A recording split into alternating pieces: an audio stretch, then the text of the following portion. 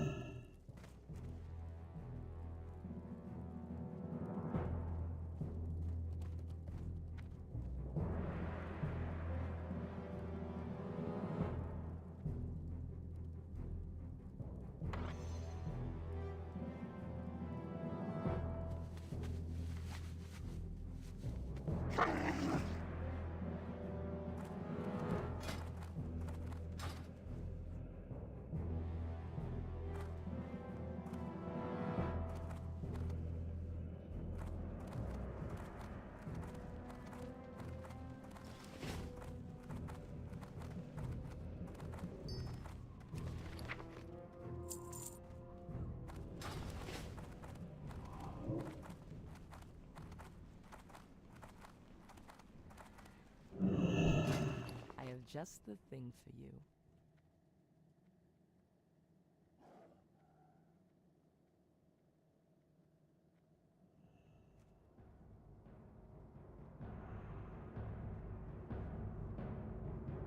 May the eternal sun shine. Be careful.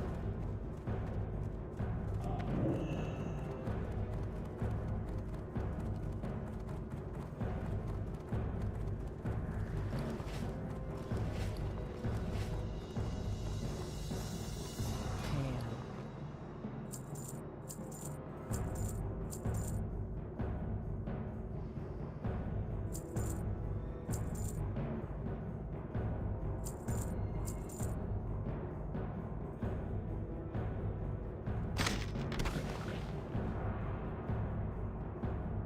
Goodbye.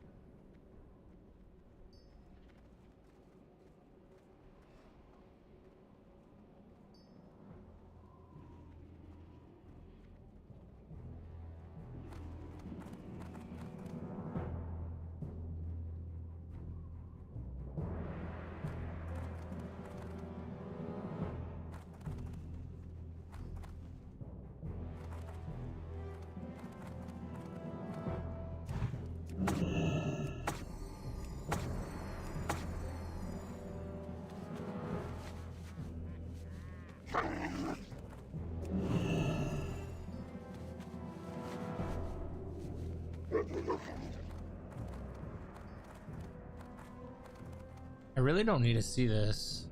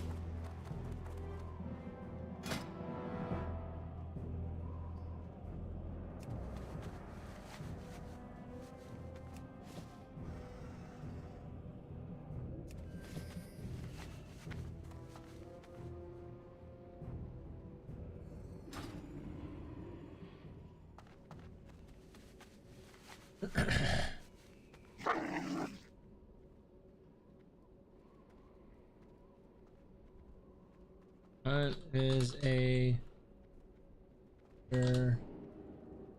profession you have with verbal wisdom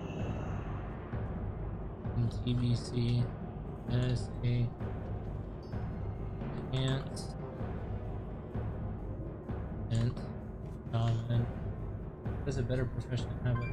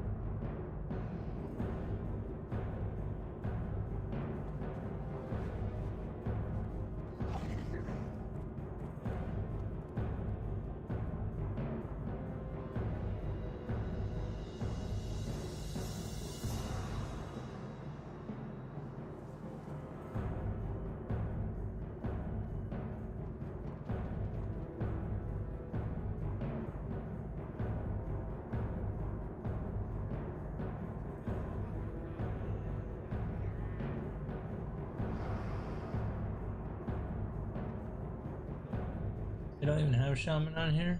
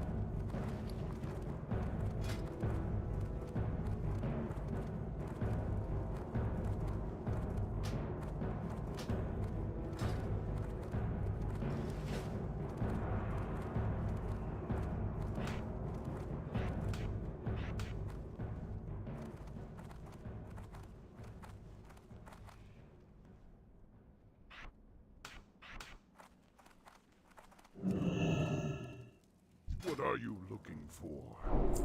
Strength. Makra! Are the Horde!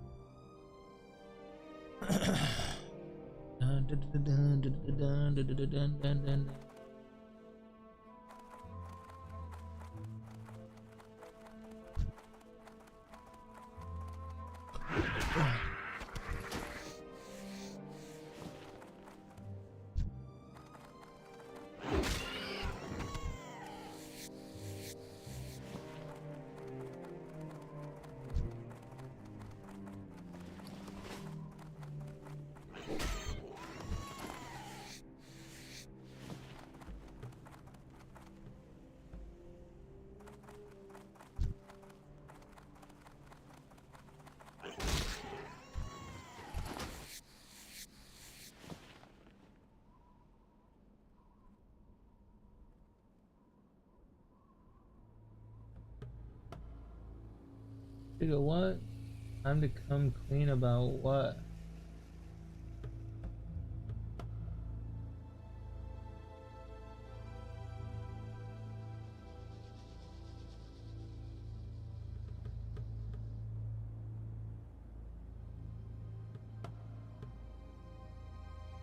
Alright, hello everybody, welcome to another video from Troran TVC.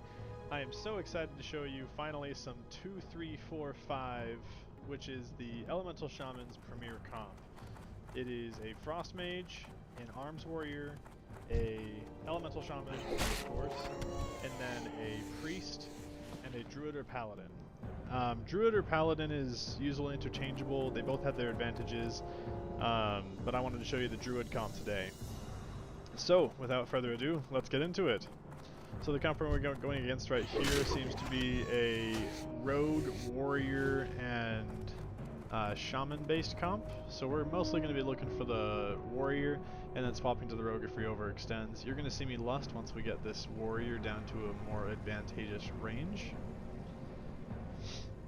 Because the goal here is that we're just putting DPS into the Warrior, putting pressure out. Our Warrior has fantastic pressure until the Rogue opens. So I'm going to call my Warrior back, he instantly charges over, and I'm bloodlusting onto this target and getting as much damage out as possible. We get a fantastic Cyclone, which sets us up for a swap. The Warrior is out of position, and I'm spamming Purge as he comes out. That's my Frost Mage setting up for some damage. Warrior comes over with the Mortal Strike, and this should be my one-shot, which gets reflected. That always feels bad. There's the Pain Sup, which means I'm looking for Purges, and my Warrior swaps over to the Rogue. It's always a good place for your Rogue to be, or for your Warrior to be. If he gets that Mortal Strike up, and there's no cloak on the Rogue, it just opens up a fantastic kill opportunity. So basically at this point, we've lost a lot of momentum, but our Warrior, this is why 2, 3, 4, 5 is so good, is you just have consistent damage from the Warrior on your team. And now me and the Mage are going to swap back to Tough Love, their Warrior. For many people, my existence is a soulless, degenerate, disgusting existence. I live the lifestyle of a fiend and a degenerate. After 9 years of friendship, a couple of mistakes, today we are finally making the right choice. It's time for Asmon to dive into Warhammer. Again, okay? Like, to be fair, I did Warhammer when I was like 15, okay? So this is like 45 years ago or something like that. So I recognize like 3 of these units. Everything else is all totally new to me. Alright. And so we're going to be picking out an army today, figuring everything out, and I'm going to be trying to get back into it. I don't know how much we're going to get to, but we'll do what Rich, because basically Rich has spent the last 3 years wasting his life and also his girlfriend's money. Mia Malkova, by the way, I don't know how this happened, but like anyway, wasting all of her money. The army that OnlyFans built. That's right. And it's the Salanesh army, right?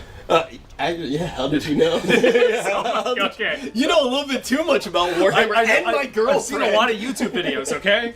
Like, yeah, I've seen a lot of them, so I understand a little bit, okay? Just not a whole lot, and I did play Space Marine too. But besides that, I don't know anything else about it. You're not wrong, man. Yeah. I was gone for 3 years, and this is all I did. This one's pretty special to me, because, you know, when we first kind of started to get back in the saddle, making content together again, Yeah.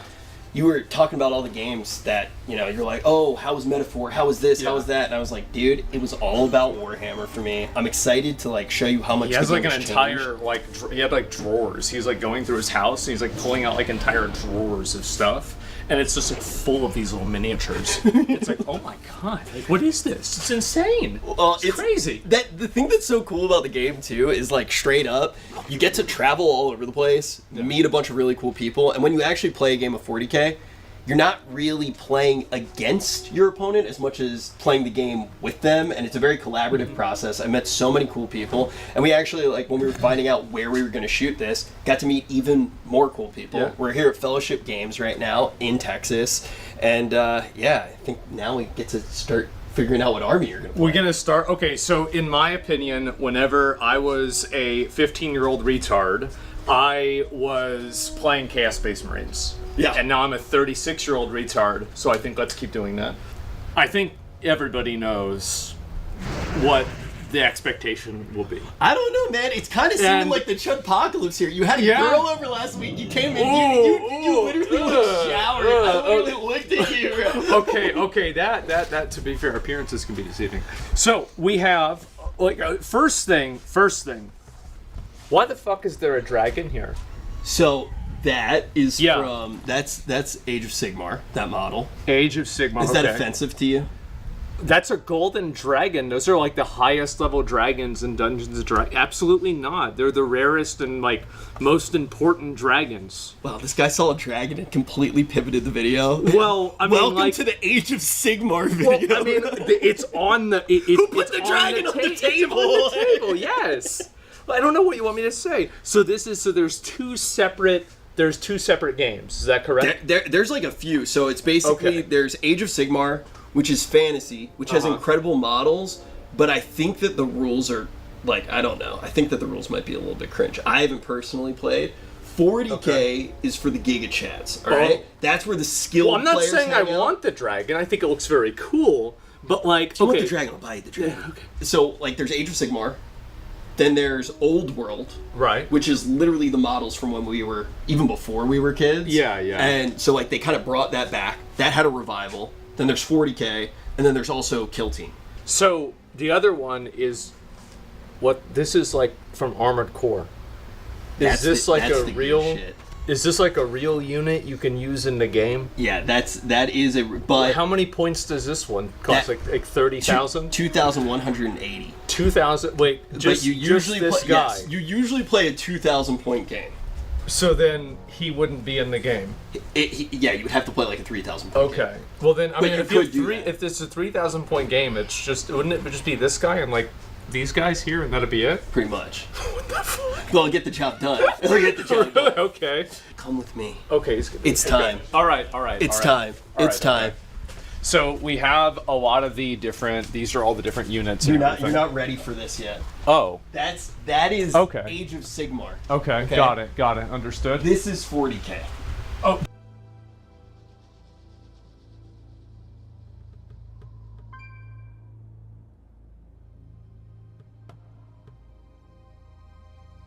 And trying to pretend otherwise is just intellectually lazy and dishonest, and we all know that. Now, that doesn't mean that I don't love America. I love America, American culture, the American people. I love the military. I love the people I served with. But that doesn't make government institutions good. That doesn't make the American government good.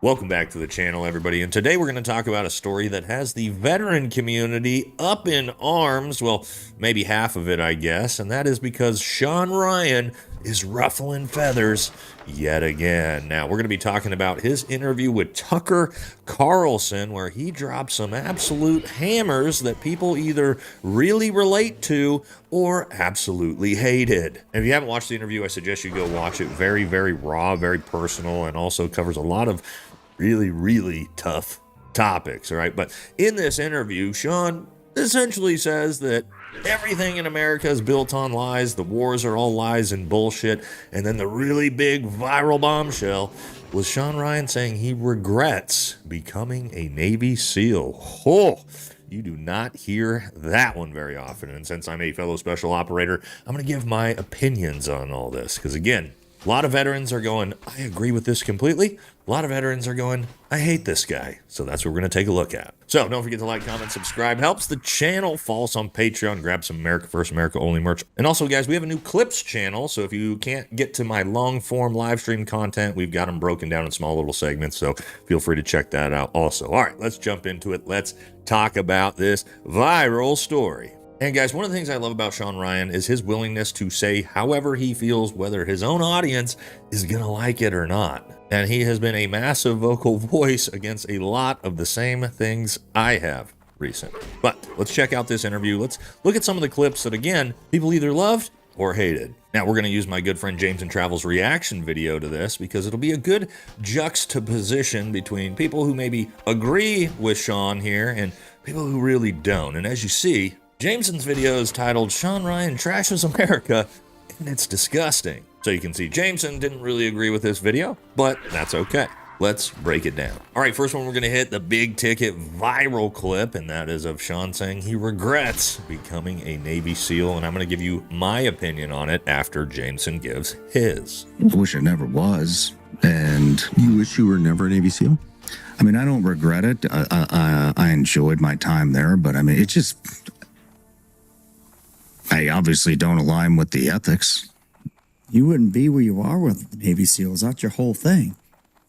Your whole bio says Navy SEAL, CIA contractor. That's the bio, right? I mean, am I off here? Am I being too literal? And and whatever value system they're going off of, which doesn't seem to be much. It's the same value system when you were there. Nothing's changed, right? Did we not know that there's a lot of gray area, a lot of messy in the middle? Seems like this epiphany he had after his MDMO, whatever it's called. Seems like I kind of knew that.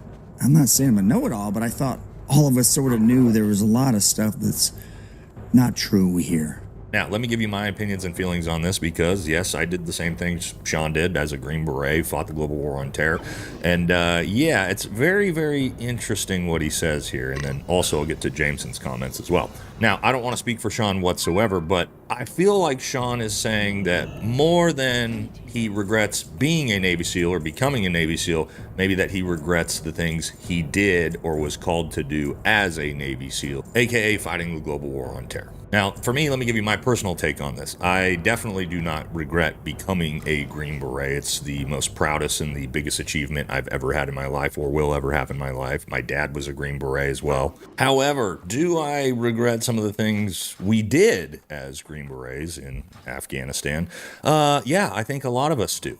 I think a lot of us now, looking back in 2026, can see that the global war on terror was all fucking bullshit from the beginning. We killed millions of people, lost thousands of young American lives, hundreds of thousands of more wounded and injured, hundreds of thousands of more who have taken their own lives afterwards. And for what? What did we achieve out of it? Well, in Afghanistan, we were there for 20 years and replaced the Taliban with the Taliban. In Iraq, we removed Saddam Hussein, created ISIS, and destabilized the entire region. Syria, we did what? We removed Assad and put the former leader of Al-Qaeda in power, and then we left and started a war with Iran. So, yeah, I think we all understand that that entire war was total bullshit, and that is a very difficult thing to deal with for a lot of global war on terror combat veterans, especially, you know, watching our friends get their legs and arms blown off, watching them get killed, watching them take their own lives later. And then you have to accept the fact that it was all for nothing. And that's a very difficult thing to do on the mental psyche of veterans, which is also why a lot of veterans can't let it go. They still are trudging down the Islamophobia, Islam in the Middle East is our greatest enemies, because again, they feel like they need to justify the things that they went and did. And if it was all for nothing, hard to justify. And then when Jameson says, well, what, did you have an epiphany after your Ibogaine treatments? And well, I'd push back on that and say, I haven't had any of that done, but I had a major epiphany in realizing that, yeah, this entire thing was bullshit. It was all built on lies. That's not my opinion. That's not a conspiracy theory. We know it was all built on lies now. Just like the current war in Iran is total bullshit and all built on lies as well. I mean, we've all kind of, most of us are all kind of waking up to this fact or have woken up to this fact. And it does, it sucks. It sucks knowing that you fought an unjust war for no other reason than destabilizing the Middle East for our greatest ally and the military-industrial complex and the banking systems. That's what it was all for. But it doesn't change that that is the reality. And Sean Ryan is living in reality now with a lot of the rest of us. Because while I was like most other guys, I was completely bought into the entire thing, all of the propaganda, the post-September 11th propaganda. I thought I was there combating America's greatest evil, saving the world from terrorism. And then later you find out none of that was really true. And again, it's a shitty reality to deal with. And I'm sorry that some veterans haven't got to the point of acceptance on that, but eventually most of them probably will. And it's no different than the Vietnam War. Talk to the vast majority of Vietnam combat veterans, and they will tell you the exact same thing. They feel the exact same war about the unjust war that they went to and fought alongside. And then after 19 years, America abandoned the Vietnamese, and we left the grudge. Of course, dude. That's what I'm saying. Like, yeah. And I try to avoid burning bridges at all costs, if possible, unless it's... Me too, man. You know? Yeah. And what's up with all the silver and golden beepers? Yeah, did you guys see... Oh, obviously... Right? Did you guys see they gave Fetterman... I saw you cover that beeper Tuesday. I was like, holy shit. What is it? You haven't heard the beat? How it's crazy. Oh Nobody on my panel yesterday have heard this either, dude. You know, have you heard about Netanyahu gifted Donald Trump a golden pager, right? Who the fuck would take a pager from those guys? I'm not kidding. It was a personal gift from Netanyahu to Trump. He gifted it framed. Like it's a direct threat, bro. It is a hey, friendly reminder. I'll blow your fucking head off if I need to. And now our elected officials are getting the silver ones. He just gave one to John Fetterman when he came here for Lindsey Graham's funeral. Yeah, they filmed it and put it on fucking social media. You're like, you do understand what that's referencing, right? Like, yeah, the thing that blew people's heads off. Yeah, you guys didn't have anything to do with like that operation, right? So what do you think he's saying? He's telling you, hey, friendly reminder, do what you're fucking told. I'm really curious to see what the iPhone sales are gonna be when the next line drops. I'll never fucking because they're getting what is it, a chip they're getting from over there? Yeah, they're getting chips from Israel. Are putting the new 17E, is it, I think? It'll just electrocute you from like anyway.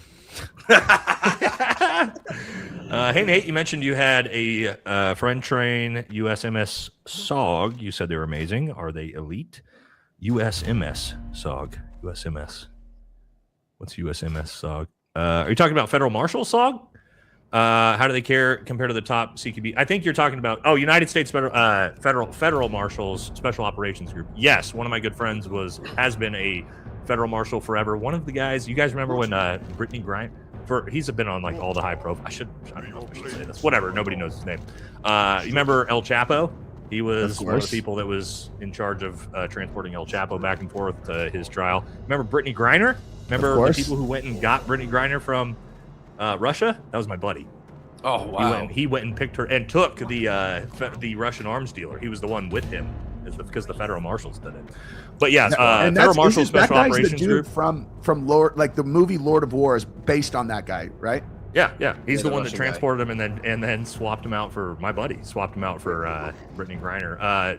The Federal Marshal Special Operations Groups are fucking badass. Do you guys remember during the BLM riots in Portland when they were trying to burn down the federal buildings? Yes. And you started seeing the videos of like fucking white Sprinter vans opening up and dudes in like full tactical kit and fucking masks just grabbing people off the street. I love that, dude. That was the Federal Marshal Special Operations. I love that, and I love watching people complain about it. They're all, "Oh my god, it's dude. I've been watching videos of these guys trying to blow up the building for 3 months, dude. They're fucking badass, man. Yeah. So the Federal Marshal Special Operations Group is, they're top tier for sure domestically. Good dudes too, man. They do a lot of like really tough, shitty work for sure. Bays, Nate, Jesse, we're talking about not voting. There is no way to stop the swamp. What is our hope? To have sane military-fed leaders to help USA? What do we do? I've been saying this for months. Get involved in your local politics. Yeah. Like, that's what it is. Everything starts at home, and then it branches out to your community. I've been talking about this for months. Like, you can't just sit on the sidelines. You can't just say, "Oh, I'm not going to vote anymore." Like, you're literally just giving up. You know, like nobody's going to get elected in 2028 and wave a magic wand and save America.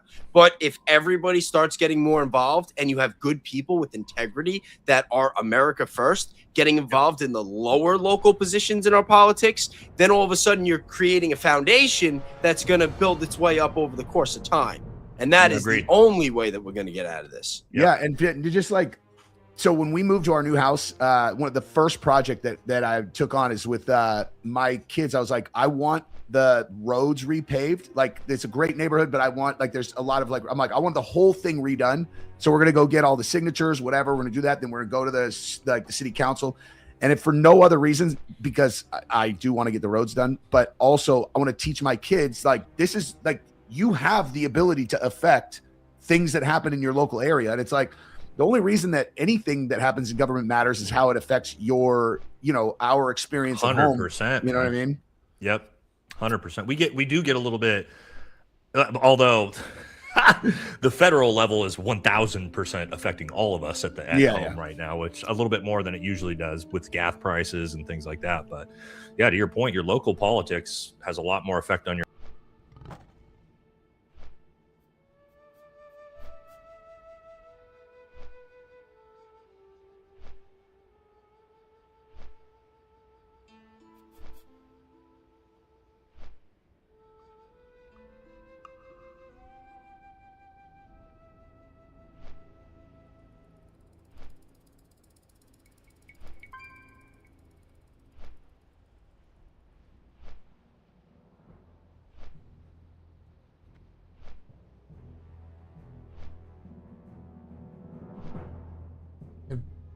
Your best bet in Battlegrounds, find some who's right into them.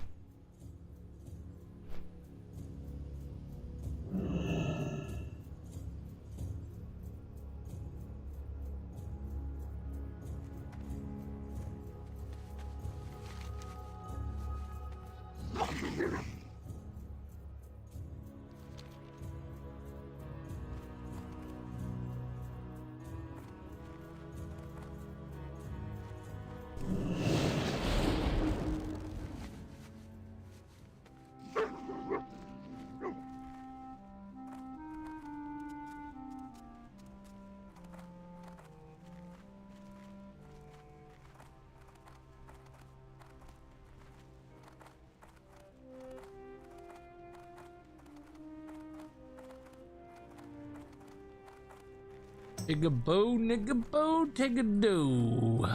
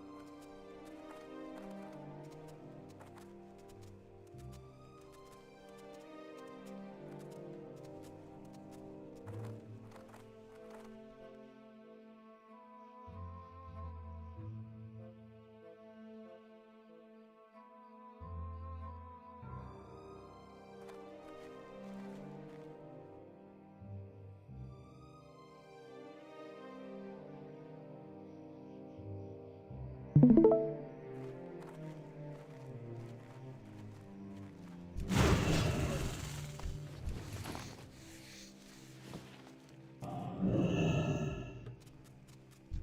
met. How may I aid you?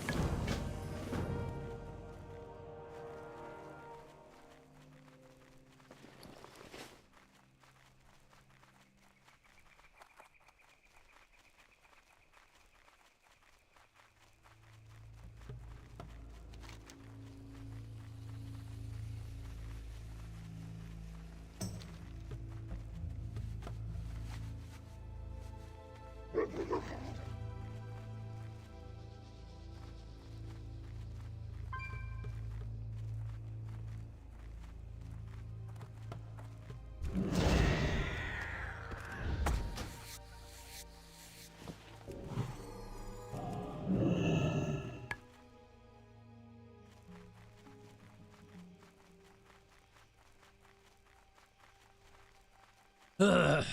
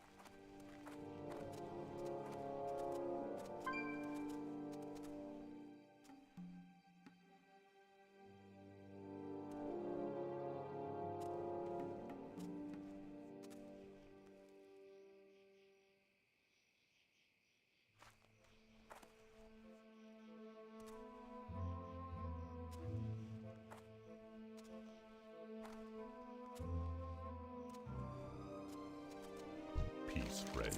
What brings you here? Go in peace.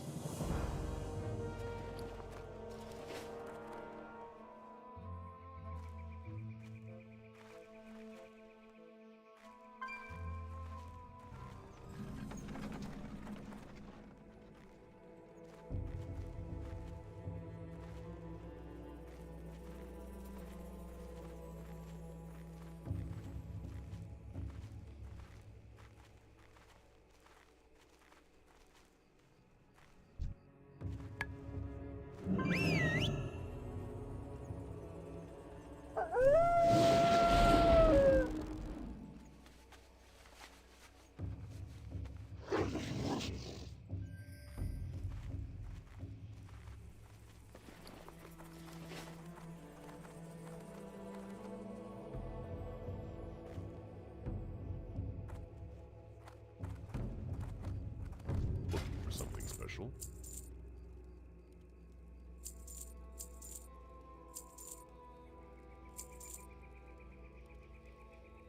Be careful.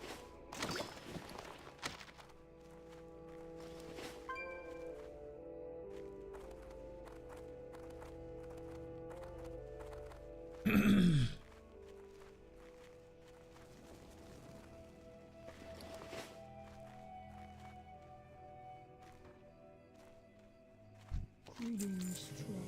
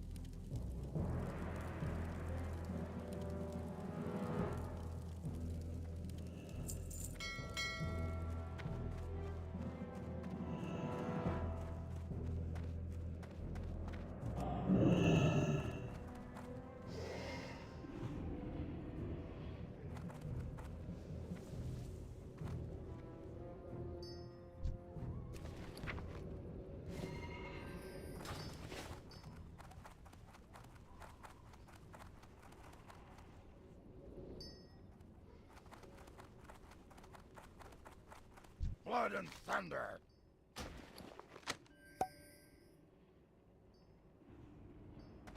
Victory!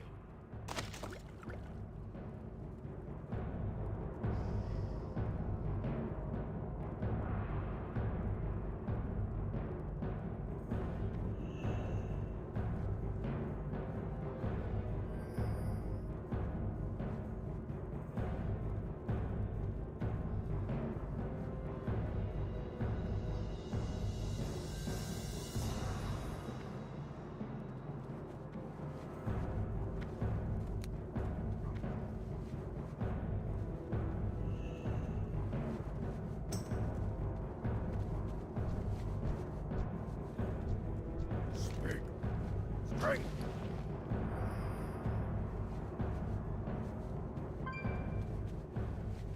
Farewell!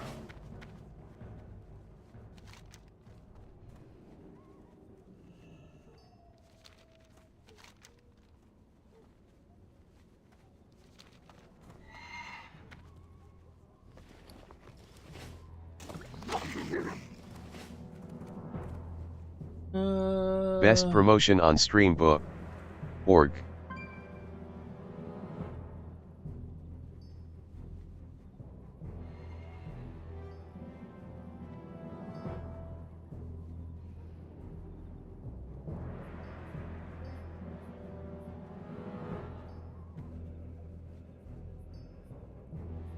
Mark of Ford Ring. Double sword legging. Expensive though. Those would be good to get.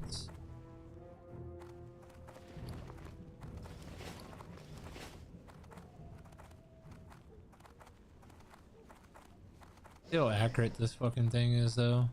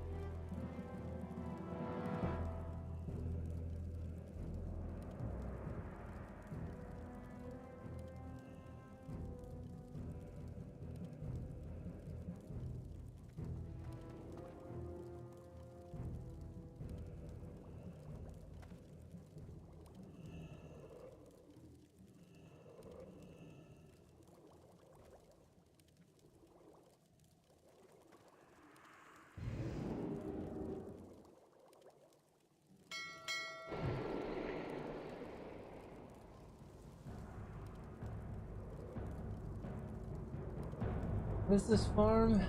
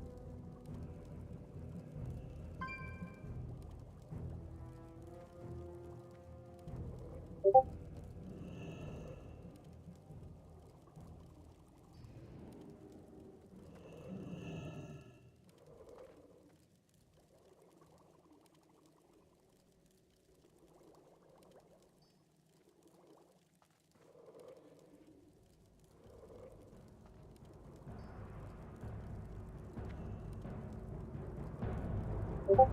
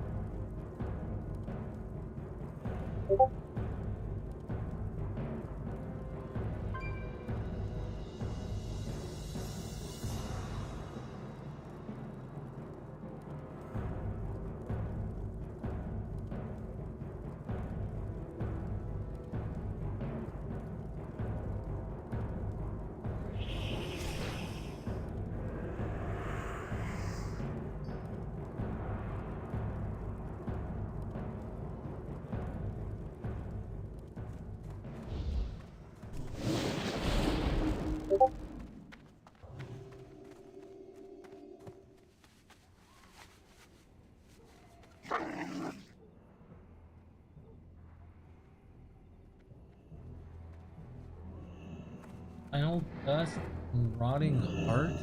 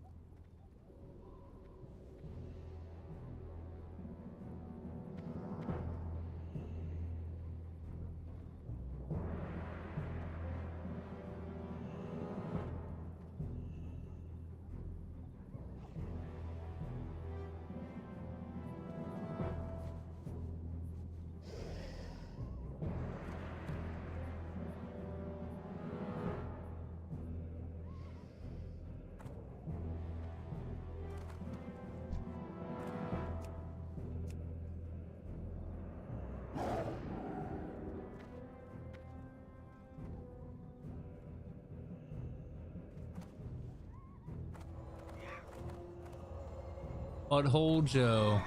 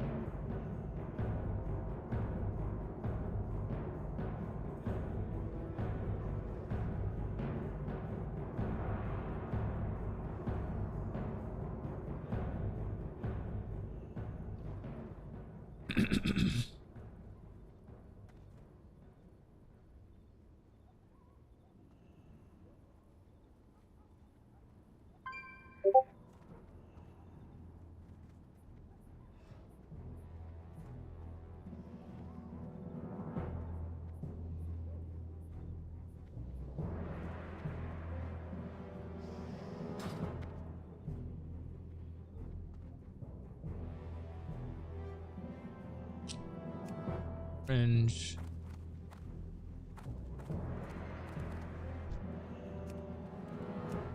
Yo, can I buy a port to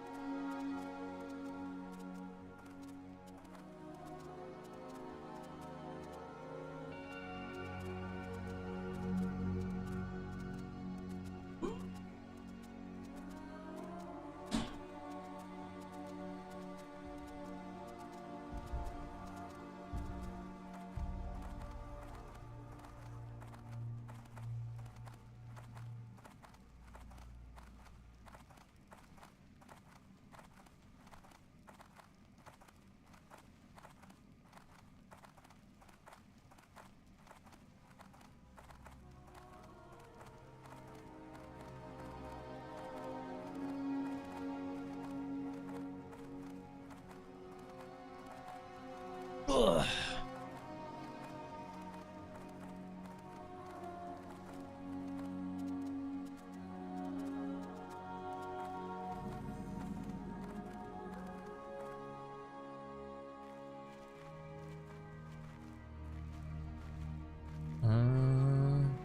Yeah, I've been out here on my shaman. Victory lies ahead.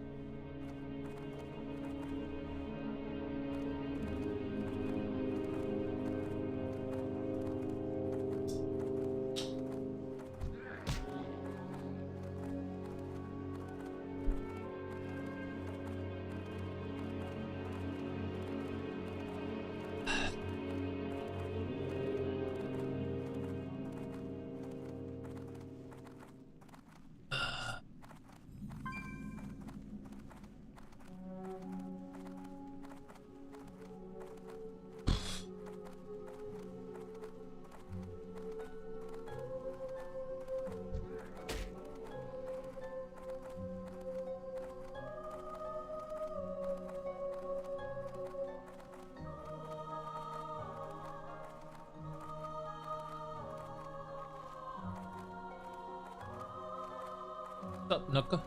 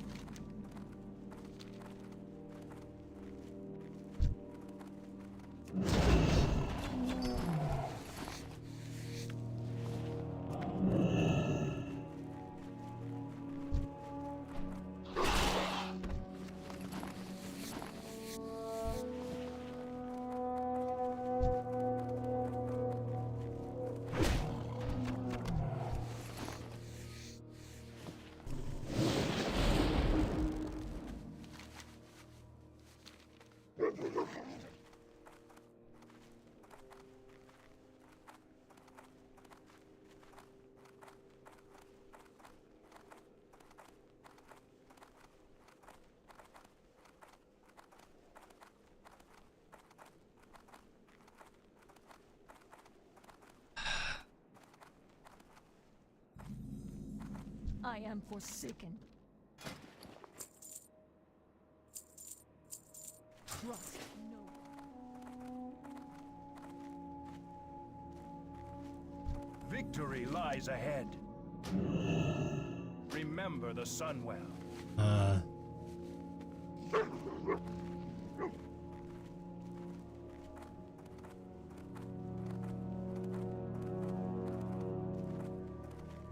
Speak quickly. Our enemies will fall.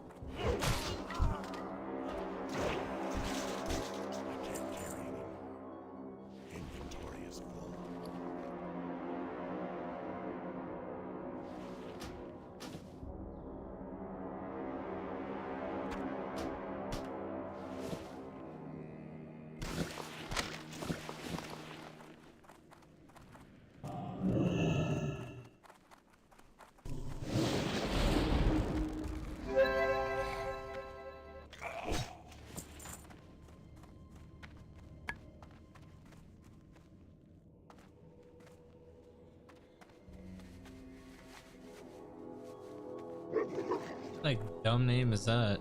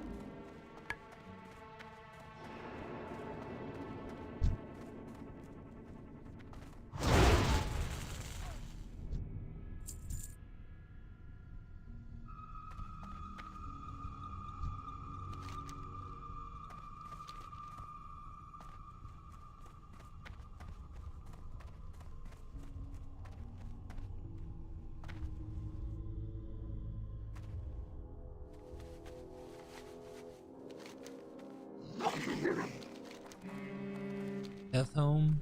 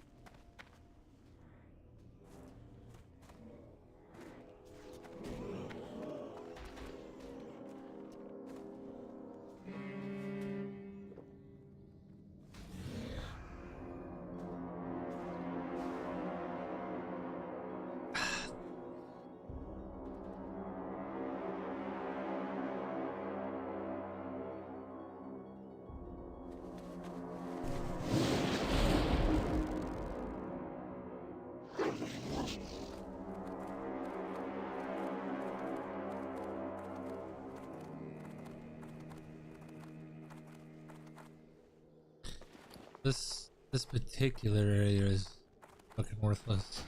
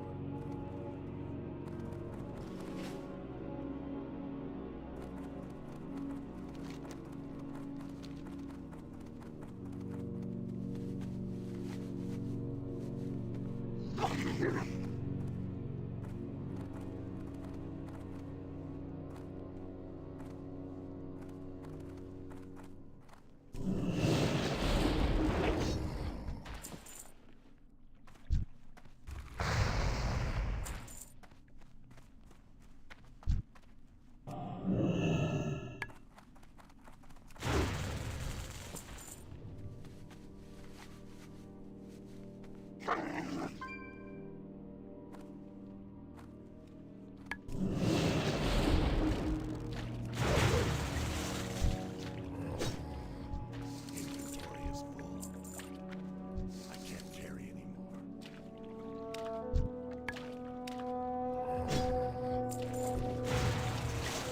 Inventory is full.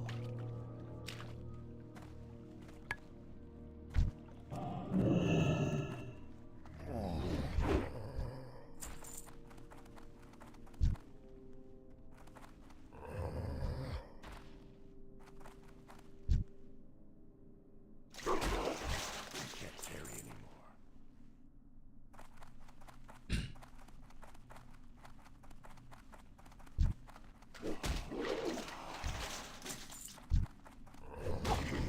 Inventory is full. I can't carry anymore.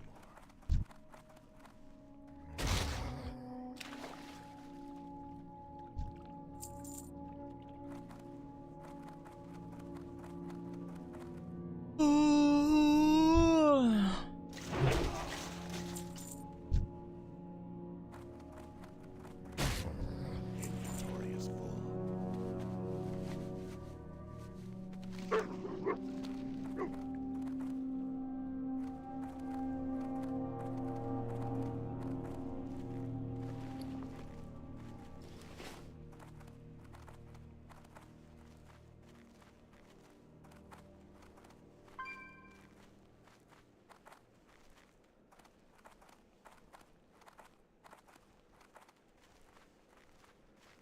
Ay, ay, ay.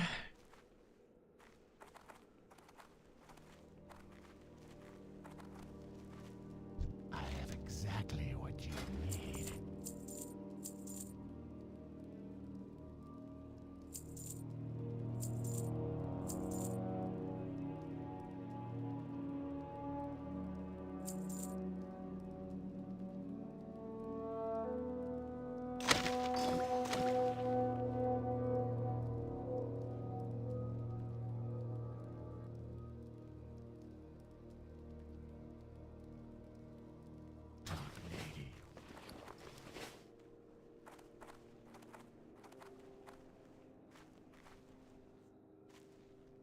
Baladash, Malanore. Death to all who oppose us.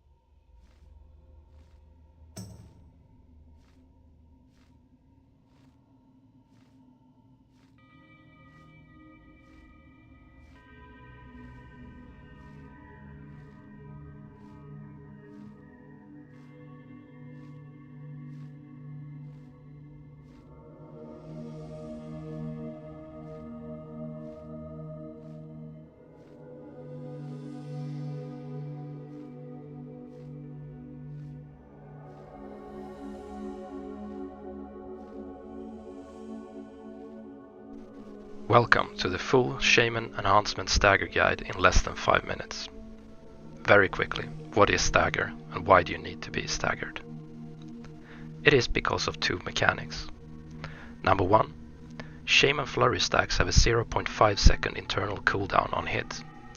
That means that you want to keep your main hand and offhand hits within 0.5 seconds of each other to only consume one stack of Flurry every 2 hits. Number 2. The best main hand and offhand imbue in TBC is Wind Fury. But Wind Fury procs also have an internal cooldown. If you get an offhand proc, your main hand cannot proc immediately after. This means that you want to give your main hand a chance to proc before your offhand. So this leads to a state where you want your main hand to hit first, followed by your offhand within 0.5 seconds. This is what we call staggered. This is also the reason that you want to be using the same speed weapons, because if you don't, you will naturally drift out of the proper stagger. So how do we achieve stagger? There is a macro that I will show on screen. And what this macro does is that it will reset your offhand to 50% of its swing. This is useful because if you press it just as your main hand passes 50% of its swing, the offhand will reset to 50%, giving you the proper stagger. The one caveat to this is that your offhand can only be delayed, it can never gain, so your offhand needs to be more than 50% along for the macro to have any effect at all. To do this properly, you will need help from a swing timer add-on or a weak aura. Any number of them will work, but I will showcase my weak aura in this video, which I personally think is the best since I built it exactly the way I want it. The Arix swing timer weak aura has 3 parts. The main hand swing timer, the offhand swing timer, and the stagger indicator.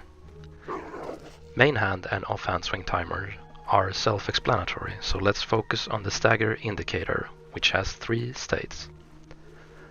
Number 1, properly staggered, meaning your main hand is hitting first and your offhand is hitting no more than 500 milliseconds afterwards. Number 2, synced. Your main hand and offhand are hitting at exactly the same time. Number 3, out of stagger. Your offhand is hitting before your main hand, or they are more than 500 milliseconds apart. Depending on how you start combat, your swing timers will be in different states. When you start attacking, your main hand will immediately hit, but your offhand will start at 50%. This means that if you right-click your target as you are next to it, you will be out of sync, since your main hand will hit and your offhand will be 50% behind. If you start attacking while running to your target, your main hand will hit when you reach the target, and your offhand will hit when the 50% wind-up is done. If the time to reach your target was longer than 50% of your swing timer, the offhand will hit together with your main hand as you reach your target, and you will be synced. So, to consistently and quickly reach a proper stagger, I recommend right-clicking or /start attacking well before you reach the target, so that you start off from a synced state. Then you can just press the macro as your main hand passes the 50% mark to get the perfect stagger without losing any attacks. You will at some point get out of sync, be it because of target swaps or combat mechanics. First off, when you swap targets, try to swap just after you've landed your staggered hits. You will then keep your proper stagger on the new target. When you swap, your offhand resets to 50%, but if it was not further along than 50%, you do not lose swing timer or stagger. But when you inevitably, for whatever reason, get out of stagger or sync, the best way to get back into stagger is to just spam the macro until your main hand passes 50%. You will lose an offhand hit, but it is the most consistent way to regain stagger. In the weak aura custom options, try out the different options to find the setup that you like. If you enjoyed this video and like the weak aura, you should also check out my enhancement damage weak aura, which combines Wind Fury hits and shows big numbers on screen. Link in the description.